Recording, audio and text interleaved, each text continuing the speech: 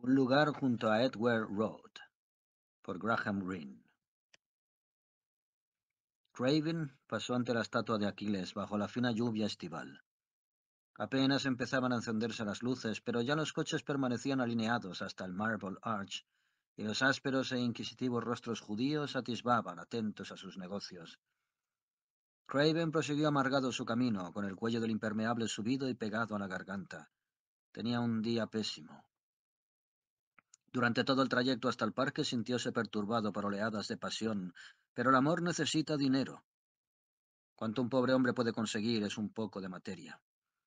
El amor necesita un buen traje, un coche, un piso en algún lugar amable o un buen hotel. Al amor hay que envolverlo en celofán. No podía olvidar su corbata arrugada bajo el impermeable y sus mangas raídas. Transportaba su cuerpo como un objeto odiado. Gozaba momentos felices en la sala de lectura del British Museum, pero el cuerpo reclamaba sus prerrogativas. La gente habla del cuerpo como si éste careciese de importancia, pero no ocurría así en el caso de Craven. El suyo manteníase vivo y obstinado. En su camino, bajo la espesa llovizna, pasó junto a un hombrecillo vestido de negro que llevaba una bandera en la que se leía «El cuerpo resucitará». Recordó un sueño que le había hecho despertar sobresaltado por 3 veces consecutivas. Se encontraba solo en la enorme y tenebrosa caverna que servía de sepultura a todos los seres del mundo. Las tumbas se comunicaban bajo tierra. El globo constaba de infinitas celdillas, como las de un panal, y en su sueño había descubierto con horror que el cuerpo no se descompone. No existen gusanos ni putrefacción, sino que bajo la tierra el mundo aparece atestado de masas de carne muerta, dispuesta a surgir de nuevo con sus verrugas, sus forúnculos y sus erupciones. Había permanecido en cama, pensando en que a pesar de todo, el cuerpo es corrupto, y alegrándose infinito de ello. Salió a Edgware Road, caminando muy deprisa. Las guardias circulaban por parejas, semejantes a monstruos de cuerpos, como gusanos, a causa de la estrechez del pantalón. Los odiaba y odiaba a su odio, porque sabía su procedencia, la envidia. Estaba convencido de que cualquiera de ellos estaba dotado de un cuerpo mejor que el suyo. La indigestión le destruía el estómago, y era casi seguro que su aliento era fétido. Pero ¿a quién preguntar? A veces se aplicaba un poco de esencia en algunos lugares.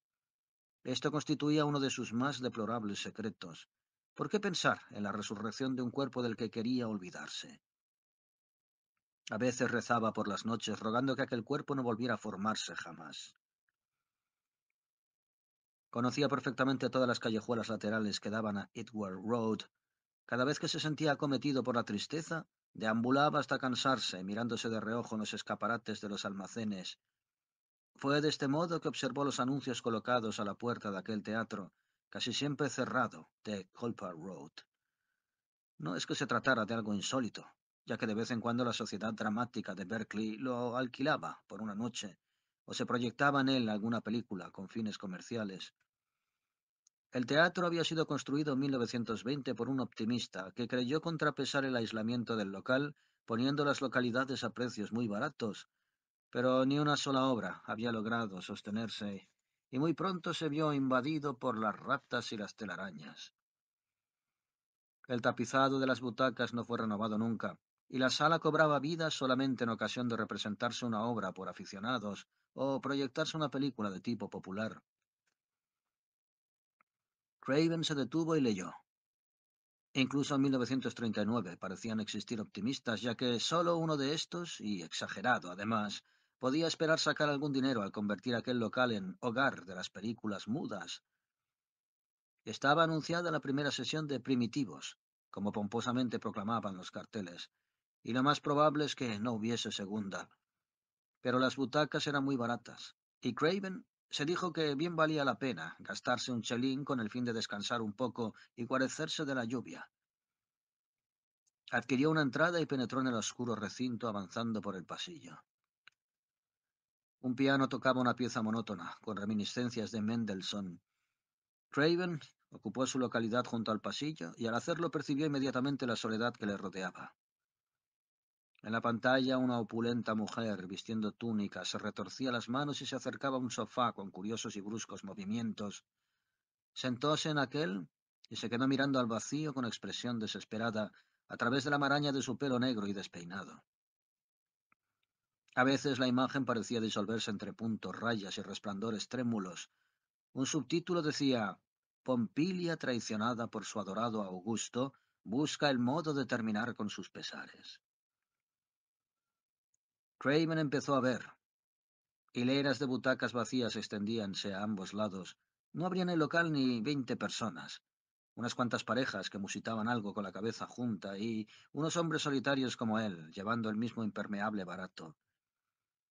Aquellos seres inmóviles, semejantes a cadáveres, hicieron que de nuevo Craven se sintiera transido de horror. Pensó que iba a volverse loco. Aquel destartalado local le recordaba las cavernas en las que los cuerpos aguardaban su resurrección.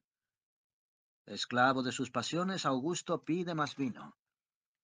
Un grueso actor teutónico de edad madura descansaba sobre un brazo, mientras con el otro rodeaba a una mujer de amplias caderas. La canción de primavera proseguía sonando, y la escena relampagueaba como si sufriese convulsiones. Alguien avanzó en la oscuridad tropezando con las rodillas de Craven. Era un hombre pequeño, y Craven experimentó la desagradable sensación de que le rozaba la boca con una luenga barba. Exhalando un profundo suspiro, el recién llegado logró acomodarse en su asiento, mientras en la pantalla los acontecimientos se precipitaban de tal modo que Pompilia se había suicidado, o así por lo menos creyó entenderlo Craven, y yacía rígida y fría entre sus atribulados servidores. Una voz baja y escueta sonó junto al oído de Craven. —¿Qué pasa? ¿Es que se ha dormido? —No, ha muerto. —¿Asesinada? —inquirió la voz con profundo interés. —No lo creo. Al parecer se ha suicidado. Nadie siseó para hacerlos callar. Nadie se sentía lo suficientemente interesado por el espectáculo. Todos yacían en sus butacas en actitud indiferente y fría. La película no había terminado y aparecieron unos niños. ¿Es que iba a narrar los hechos de una segunda generación? Sin embargo, el hombrecillo del asiento contiguo parecía únicamente interesado en la muerte de Pompilia. El hecho de haber entrado en aquel preciso instante lo fascinaba, sin duda alguna.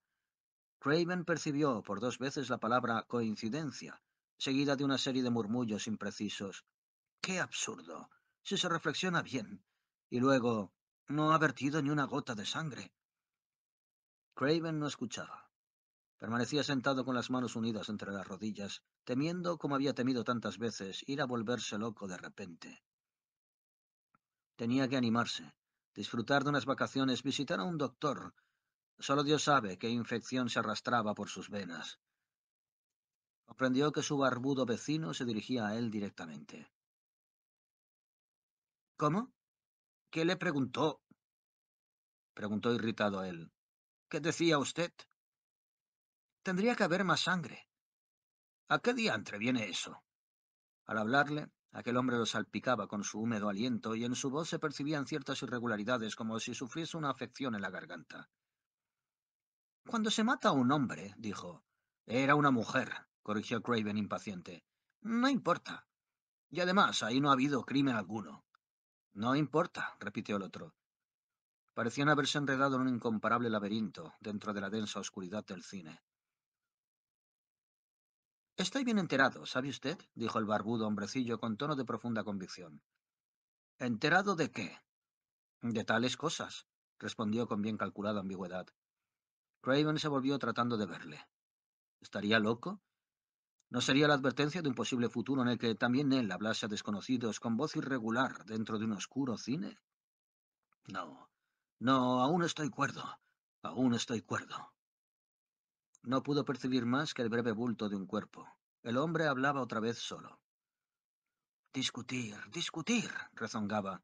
Luego dirán que todo fue por 50 libras, pero es mentira. Razones, razones. Siempre adoptan la primera que se les ocurre. Jamás miran atrás. 30 años de razones. ¡Qué simpleza! —añadió en tono de exagerado orgullo. Aquello era la locura. No le cabía la menor duda. Debía conservarse cuerdo. Era preciso. Lo más cuerdo posible. No tanto quizá como los judíos del parque o los guardias de Edgware Road, pero más que aquel hombre. Se trataba sin duda de un mensaje de aliento bajo el tintinear constante del piano. De nuevo el hombrecillo se volvió salpicándole. ¿Dijo que se había suicidado? ¿Quién puede saberlo? No se trata solo de averiguar quién esgrimía el cuchillo homicida. De improviso colocó una mano sobre las de Craven, una mano huesuda y húmeda.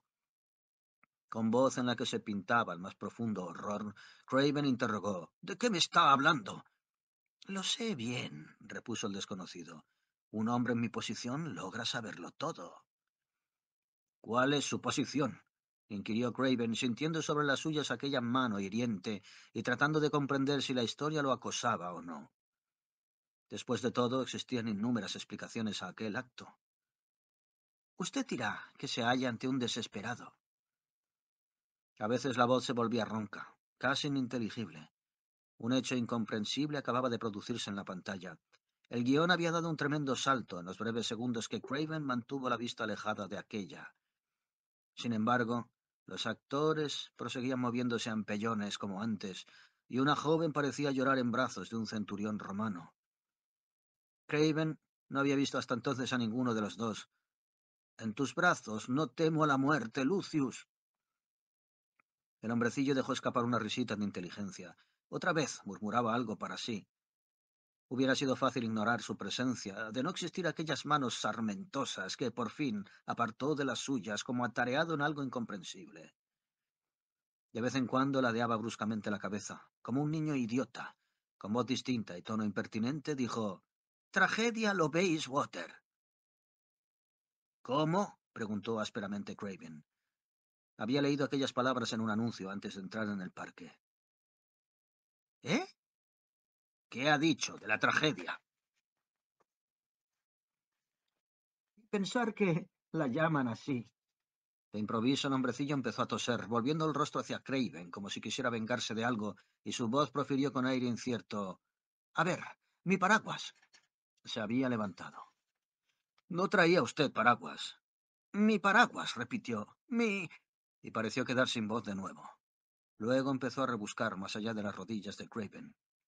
Este lo dejó partir, pero antes de que hubiera llegado a las sucias cortinas que tapaban la puerta, la pantalla quedó vacía y enseguida se inundó de brillante claridad. La cinta se había roto. Alguien encendió inmediatamente un sucio candelabro en el primer piso y su luz bastó para que Craven observara la mancha que ensuciaba sus manos.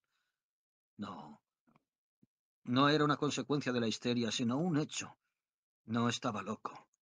Había permanecido sentado junto a un hombre que en un callejón denominado Colón o Colin. Craven se levantó de un salto dirigiéndose a la puerta. El negro cortinaje le dio de lleno en la cara. Era demasiado tarde. El desconocido se había evaporado y eran tres las direcciones distintas a escoger. En vez de aventurarse por cualquiera de ellas, corrió a una cabina telefónica y marcó el número 999 con cierto sentimiento, algo extraño para él, de cordura y sensatez. No tardó ni 2 minutos en conseguir la comunicación. Los agentes parecían interesados y muy amables. Si se había cometido un crimen en cierto callejón llamado Cullen Mews, habían cortado el cuello a un hombre con un cuchillo de cocina. Un crimen horrendo. Empezó a contarles cómo había estado sentado junto al criminal en un cine. No podía equivocarse. Tenía las manos manchadas de sangre y recordaba con repulsión aquella barba húmeda. La pobre víctima debió haber perdido casi toda su sangre. Pero la voz del Yard le interrumpió. No, no, decía. Ya hemos atrapado al criminal. Lo que no se encuentra es el cuerpo de la víctima. Craven colgó el auricular, exclamando en voz alta: ¿por qué había de ocurrirme a mí, precisamente? ¡A mí, precisamente! Volvió a sumirse en el horror de su obsesionante sueño. La callejuela, fuera, era tan solo uno de los innumerables túneles que conectaban una con otra aquellas fosas llenas de cuerpos destinados a resucitar. Fue un sueño, murmuró, e inclinándose un poco vio reflejada en el espejo situado sobre el receptor su propia imagen salpicada de sangre. «No quiero volverme loco, no quiero volverme loco», gritó. «Estoy cuerdo, estoy cuerdo». Reunióse una pequeña muchedumbre y al poco rato llegó un guardia. 1939.